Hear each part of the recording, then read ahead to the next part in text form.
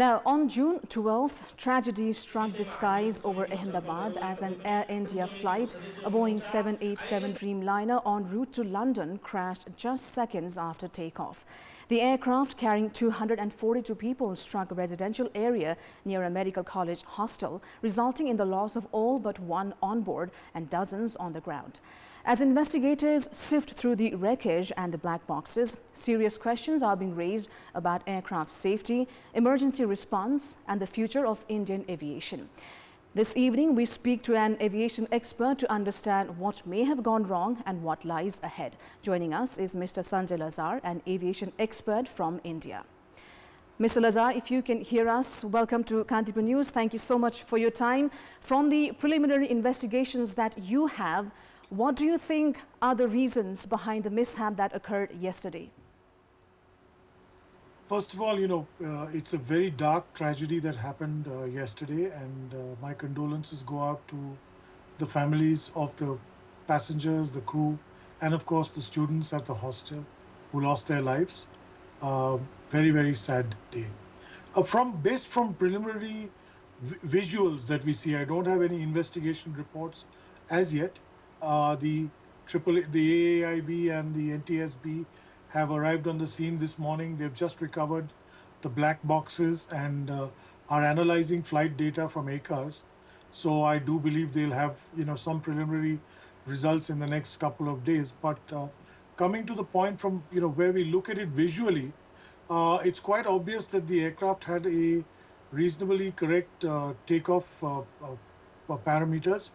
Took off and at 625 feet started losing height, and then it hit the hostel building and then burst into flames, obviously because it was laden with fuel for the 9.5-hour flight to London. I would suggest that perhaps it either had major twin engine catastrophe, some catastrophic engine malfunction, or a major bird hit. Or what is now emerging is a view that perhaps there was lack of lift and thrust from the engines, and which was caused probably because of flaps being extended instead of the rail in the undercarriage being lifted up. So I don't know what the situation is. I'd rather not speculate at this time.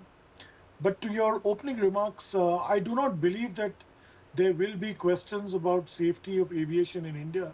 India is, fast becoming the third largest aviation market in the world and growing at a rapid pace, 2,500 aircrafts on order.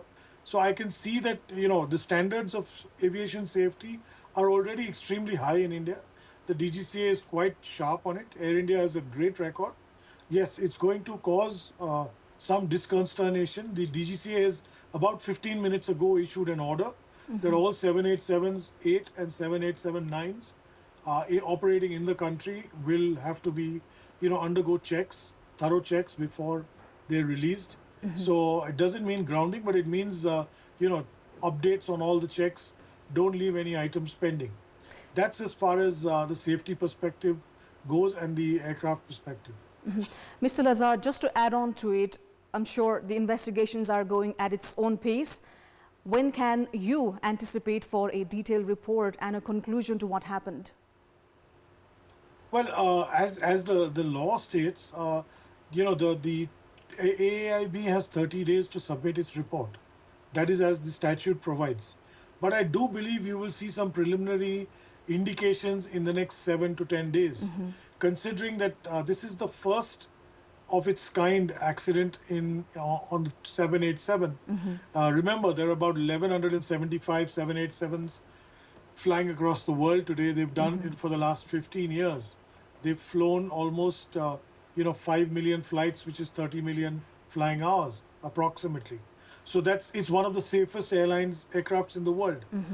Therefore, I believe there's a lot of pressure on this committee, on the NTSB, on the AAIB, to ensure that they get out some preliminary report, because lots of countries and lots of airlines are holding their breath, worried about what could have happened in this matter. So I do expect within the next 10 to 15 days, but 30 days is the outer limit in any case.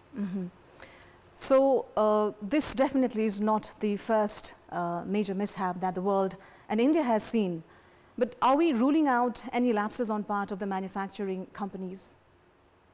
Actually, this is the first that the world has seen on the 787, first of all. This is also the first that India has seen in 47 years on a wide body. The last one was 1978. So 1978 to 2025 is a long, long time.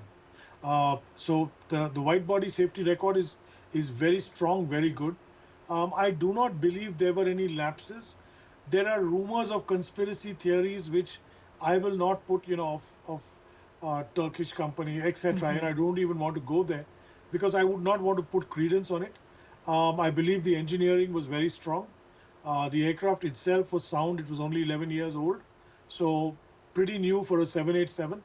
And, I know the pilots had almost close to 10,000 hours flying experience. So they're extremely experienced pilots, both the pilot in command and the first officer.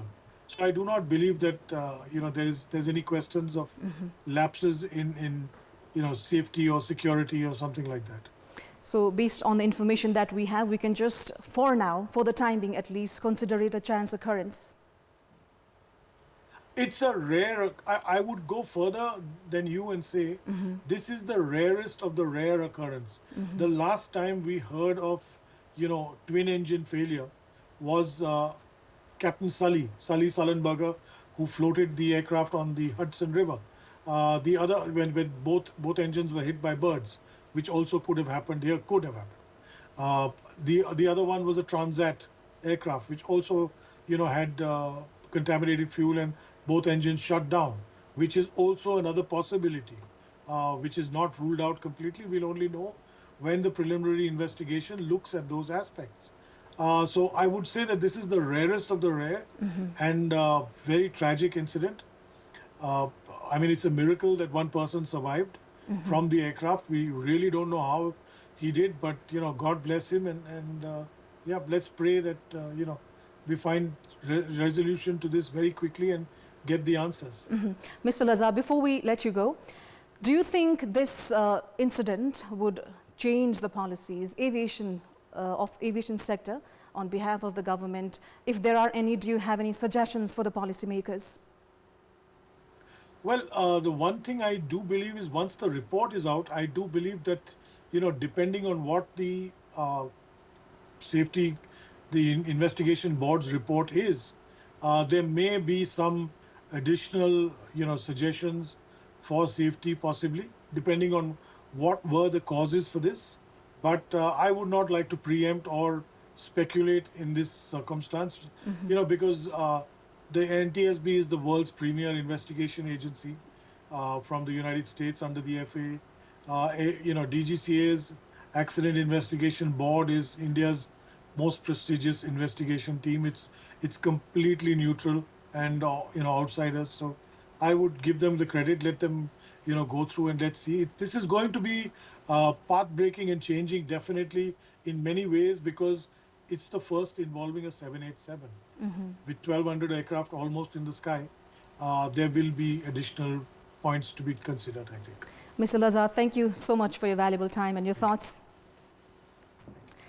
Well, that was Mr. Lazar, an aviation expert from India, shedding light on the devastating incident that occurred yesterday.